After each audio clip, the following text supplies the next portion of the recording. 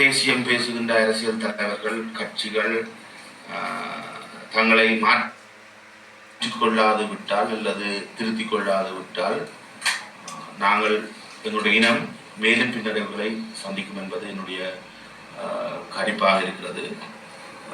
இதில் மக்களை குறை சொல்வதற்கு எதுவும் கிடையாது. அரசியல் தலைவர்கள் கட்சிகள் நடந்து கொண்ட விதத்திற்கு மக்கள் கொடுத்த தீர்ப்பாக இது இருக்கிறதே தவிர நாங்கள் மக்களை இப்படி சொல்வதற்கு முடியாது, மக்களை இப்படி சொல்வதற்கும் கூடாது. மக்களுடைய தீர்ப்பை நாங்கள் மதிக்க வேண்டும், மக்களுடைய தீர்ப்பை நாங்கள் ஏற்றுக்கொள்ள வேண்டும். புள்ளிவிவர ரீதியாக நாங்கள் சில விடயங்களை தொகுத்து பார்க்க வேண்டும் என்று நான் கருதுகின்றேன். அந்த தொகுப்பினூடாக செய்யப்பட்ட ஒரு ஆராய்வை நான் சொல்லலாம் என்று நான் நினைக்கின்றேன். 2020ஆம் ஆண்டு பாராளுமன்ற தேர்தலுக்கும் 2024ஆம் ஆண்டு பாராளுமன்ற தேர்தலில் மக்கள் வழங்கிய தீர்ப்புக்கும் இடையிலான வேறுபாடுகளை நாங்கள் மாற்ற வேண்டும். 2020ஆம் ஆண்டு தேர்தலிலே மொத்தமாக வாக்களிக்கப்பட்ட அல்லது செல்லுபடியான வாக்குகளாக இருந்த வாக்குகளினுடைய எண்ணிக்கை கிட்டத்தட்ட 3,59,000 வாக்குகள் செல்லுபடியான வாக்குகளாக இருந்திருக்கின்றன. ஆனால் 2024 3,25,000 வாக்குகள் தான் செல்லுபடியான வாக்குகளாக இருக்கின்றன. கிட்டத்தட்ட 35,000 வாக்குகள் அளிக்கப்படவில்லை, செல்லுபடியான வாக்குகளாக இல்லை இந்த தேர்தல். அது மக்களுக்கு இந்த அரசியல் கட்சிகளுடைய செயற்பாடினால் ஏற்பட்ட விரக்தியினால் மக்கள் வாக்களிக்காமல் விட்டார்களா இல்லையா என்பது தொடர்பில் ஆராய வேண்டும். இதில் இன்னொரு விடயத்தை சொல்ல வேண்டும். 2024ஆம் ஆண்டு மொத்த வாக்காளர்களை விட இந்த முறை 2020ஆம் ஆண்டு மொத்த வாக்காளர்களை விட இம்முறை வாக்காளர்கள் எண்ணிக்கை அதிகமாக இருக்கிறது. 2020 மொத்த வாக்காளர்களாக 5,70,000 வாக்காளர்கள் இருந்திருக்கிறார்கள். 2024 5,90,000 வாக்காளர்கள் இருந்திருக்கிறார். ஆனால் வாக்களித்தவர்களுடைய எண்ணிக்கை மிக குறைவாக இருக்கிறது. அதாவது செல்லுபடியான வாக்குகளை அளித்தவர்களுடைய எண்ணிக்கை மிக குறைவாக இருக்கிறது. கடந்த தேர்தலை விட 35,000 வாக்குகள் குறைவாக இருக்கிறது. இதில் நாங்கள் ஒரு விடயத்தையும் பார்க்க வேண்டும். 2020 24 இடையிலே 4 ஆண்டுகள் கடந்துவிட்ட நிலையில் 2020 வாக்காளர்கள் தான் அப்படியே இருந்தார்கள் என்று சொல்ல முடியாது. அதில் பல வாக்காளர்கள் இன்று இருக்க மாட்டார்கள். பலர் இறந்திருப்பார்கள், பலர் வெளிநாடுகளில் சென்றிருப்பார்கள், பலர் வெளி மாவட்டங்களுக்கு சென்று தங்களுடைய வாக்கை மாற்றியிருப்பார்கள். பல புதியவர்கள் 4 ஆண்டுகளிலே வாக்காளர்களாக மாறியிருக்கிறார்கள். ஆகவே பல மாற்றங்கள் நிகழ்ந்திருக்கிறது. இருந்த போதிலும் சரியாக அச்சொட்டாக சரியாக இருக்கும் என்று என்னுடைய கணிப்பு சொல்ல முடியாவிட்டாலும் 2020ஆம் ஆண்டு சிங்கள தேசிய கட்சிகள் அல்லது கொழும்பு மத்திய அரசாங்கத்தோடு சேரக்கூடிய தரப்புகள் என்று மக்கள் கருதிய தரப்புகளுக்கு அளிக்கப்பட்ட வாக்குகளை நாங்கள் பார்த்தோமாக இருந்தால் அமைச்சர்களாக வருவார்கள் என்ற எதிர்பார்ப்பில் அளிக்கப்பட்ட வாக்குகளை நாங்கள் பார்ப்போமாக இருந்தால் 1,31,000 சொச்ச வாக்குகள் 2020ஆம் ஆண்டு அளிக்கப்பட்டிருப்பது. EPDP, SLFP, சஜித் பிரேமதாசனுடைய கட்சி போன்ற கட்சிகளினுடைய வாக்குகளை கூட்டுகின்ற பொழுது 1,31,000 சொச்ச வாக்குகள் வருகின்றன. ஆனால் இந்த தேர்தலிலே அந்த வாக்குகளை கூட்டுகின்ற பொழுது 1,26,000 வாக்குகள் மாத்திரமே சிங்கள தேசிய கட்சிகளுக்கு விழுந்திருக்கும். அல்லது கடந்த காலங்களில் தமிழ் தேசிய நிலைப்பாட்டை எடுத்துராத தரப்புகளுக்கு விழுந்திருக்கு. இதிலே நடந்த மாற்றம் என்னவென்றால், ஏனென்றால் நீங்கள் பாருங்கள், EPDPக்கு கடந்த தடவை 40,000 வாக்குகள் இருந்தன, இந்த முறை 17,000 வாக்குகள்.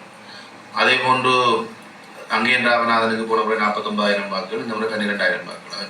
இவர்களிடமிருந்து விழுந்த வாக்குகள், அவருடைய விட்டு விலகிய வாக்குகள் இப்பொழுது ஒரே அணியாக NPPக்கு சென்று 80,000 வாக்குகளாக மாறியிருக்கு. அப்ப இந்த கடந்த பாராளுமன்ற தேர்தலிலும் இந்த பாராளுமன்ற தேர்தலிலும் சிங்கள தேசிய கட்சிகளுக்கு அளிக்கப்பட்ட வாக்குகள் என்று நாங்கள் பார்த்தால், அல்லது சிங்கள தேசிய கட்சிகளோடு இயங்கக்கூடிய அல்லது மத்திய அரசாங்கத்தில் அங்கம் வகிக்கலாம் என்று எதிர்பார்க்கக்கூடிய தரப்புகளோடு தரப்புகளுக்கு விழுந்த வாக்குகளோட இம்முறை குறைவாக இருக்கிறது. 5,000 வாக்குகள் குறைவாக இருக்கிறது.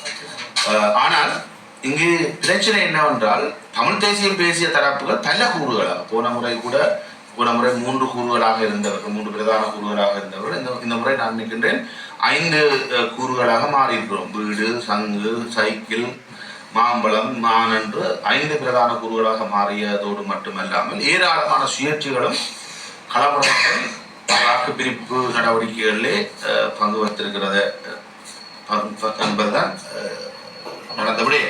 2020ஆம் ஆண்டு தமிழ் தேசியம் பேசிய தரப்புகள் தேர்தல் தொகுதியில் பெற்ற வாக்குகள் 2,04,000. ஆனால் இம்முறை தமிழ் தேசியம் பேசிய தரப்புகள் ஒட்டுமொத்தமாக கூட்டுகின்ற பொழுது 1,31,000 வாக்குகள் தான் விழுந்திருக்கிறது என்பது நாங்கள் சிந்திக்க வேண்டிய ஒரு விடயம். எனினும் இந்த 1,31,000 வாக்குகள் ஒட்டுமொத்தமாக ஒரே தரப்பாக என்று பெற்றிருந்தால் 4 ஆசனங்களை பெறுவதற்கான வாய்ப்பு மிக பிரகாசமாக இருந்திருக்கும். அந்த சந்தர்ப்பத்தை தமிழ் தேசியம் பேசிய தரப்புகள் பிரிந்து நின்று எங்களுக்குள் முரண்பட்டு மோதிக்கொண்டதில், அவதூறுகளை பரப்பிவிட்டதில், மக்களுடைய விரக்தியை சந்தித்து வாக்கு பிரிப்பில் ஈடுபட்டு எங்களுடைய தமிழ் தேசியத்தினுடைய வீழ்ச்சிக்கு காரணமாக அமைந்து விட்டோம் என்பதுதான் யதார்த்தமான உண்மை. இந்த உண்மையிலிருந்து பாடங்களை கற்றுக்கொள்ளாமல் தொடர்ந்தும் நாங்கள் எங்களுக்குள் முரண்பட்டு கொண்டு பிரிந்து நிற்போமாக இருந்தால், நான் நினைக்கின்றேன் வடக்கு மாகாண சபை, இங்கே இருக்கக்கூடிய உள்ளாட்சி மன்றங்கள் அனைத்திலும் தமிழ் தேசியம் பேசுகிற தரப்புகள் கோட்டை விட்டு என்பிபி ஆட்சி அமைக்கின்ற ஒரு அவல நிலை ஏற்படும். அதுக்கு காரணகர்த்தாக்களாக நாங்கள் எல்லோரும் இருப்போம். இந்த நிலைமை மாற வேண்டும். தமிழ் தேசியத்தை தூக்கி நிறுத்த வேண்டும். தமிழ் தேசியம் பேசிய தரப்புகள் உறுதியாகத்தான் இருக்கின்றன என்பதுதான் இந்த தேர்தலினுடைய முடிவுகள். 1,31,000 பேர் வாக்களித்திருக்கிறார்கள். அதை விட டாக்டர் அர்ச்சுனாவுக்கும் 27,000 பேர் வாக்களித்திருக்கிறார்கள். 1,31,000 விட 27,000 பேர் அவருக்கும் வாக்களித்திருக்கிறார்கள். அவர் என்ன நிலைப்பாடு தமிழ் தேசியம் தொடர்பில் எடுப்பார் என்பது எங்களுக்கு தெரியாது. ஆனால்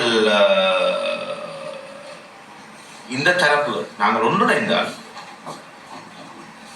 அனைத்து சபைகளையும் நாங்கள் தக்க வைத்துக் கொள்ளலாம், வடக்கு மாகாண சபையையும் தக்க வைத்துக் கொள்ளலாம் என்பதுதான் யதார்த்தமான உண்மை. இந்த உண்மையை நாங்கள் ஏற்றுக்கொள்ளாமல் நாங்கள் தொடர்ந்து எங்களுக்குள் முரண்படுவதா என்பதை பொறுப்பான அரசியல் தலைவர்கள் எல்லோரும் சிந்திக்க வேண்டும் என்பது என்னுடைய நிலைப்பாடு. நான் ஒவ்வொரு சந்தர்ப்பங்களிலும் இந்த தேர்தலுக்கு முன்னும் சரி, அதுக்கு முன்னும் சரி, 2020ஆம் ஆண்டுக்கு பின்னரான காலப்பகுதியில் நான் ஒவ்வொரு சந்தர்ப்பத்திலும் சொல்லிய ஒரு விடயம், தமிழர் தரப்பு ஒற்றுமைப்பட வேண்டும் என்று. அதனால் துரதிருஷ்டவசமாக பிரிவுகள் மேலும் மேலும் அதிகரித்தனவே தவிர ஒற்றுமை என்பது சாத்தியமாக போகவில்லை. இனியும் நாங்கள் ஒற்றுமைப்படாமல் இருப்போமாக இருந்தால் மத்திய பாராளுமன்றத்திலே 159 ஆசனங்களை பெற்றிருக்கக்கூடிய ஜேவிபி சட்டத்தை தான் விரும்பியவாறு மாற்றப் போகிறது, அரசியலமைப்பை தான் விரும்பியவாறு மாற்றப் போகிறது. அவர்கள் வரலாற்றிலே என்றுமில்லாதவாறு ஒற்று கட்சி அதிக ஆசனங்களை பெற்றிருக்கிறது. இந்த விகிதாசார பிரதித்துவத்திலே 159 ஆசனங்களை ஒற்றியொரு கட்சியாக, என்பிபியாக, வேறு எந்த ஒரு கட்சியோடும் சிறுபான்மை கட்சியோடும் கூட்டுச்சியாக இவ்வளவு ஆசனங்களை பெற்றது என்பது வரலாற்றில் இது முதல் தடவையாக இருக்கிறது. ஆகவே இடதுசாரிகளுக்கு ஒரு பண்பியல்பு உலகம் முழுவதும் இருக்கிறது. அவர்கள் சட்டங்களை மாற்றி தங்களுக்கு ஏற்றவாறு ஆக்கி ஆட்சி பீடத்திலிருந்து நீண்ட காலத்துக்கு அகற்றப்பட முடியாதவர்களாக தொடர்ந்தும் இருக்கின்ற பண்பியல்பு உலகம் முழுவதும் இருக்கிறது. நீங்கள் ரஷ்யாவை எடுத்து பார்க்கலாம், சைனா,